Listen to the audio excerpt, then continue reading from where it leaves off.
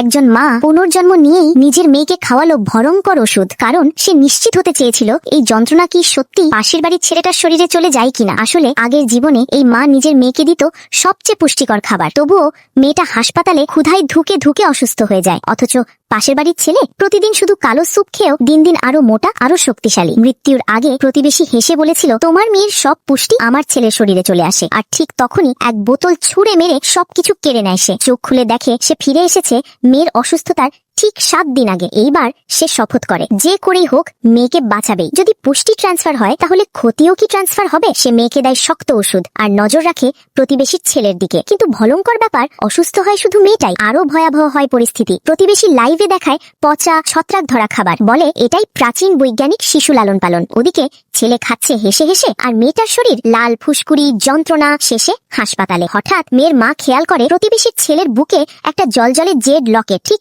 একই রকম পাথর তার মেয়ের কাছেও আছে, যেটা প্রতিবেশী উপহার দিয়েছিল বাড়ি বদলের দিন। তাহলে কি সব ট্রান্সফারের রহস্য এই জেড পাথরের ভেতরেই? মা মেয়ের রুমে গিয়ে ধীরে ধীরে মেয়ের খেলনা পুতুলটা হাতে নেয়, আর পরের মুহূর্তে পুতুলটা ছিঁড়ে ফেলে আর লকেটটা নিচে পড়ে নষ্ট হয়ে যায়।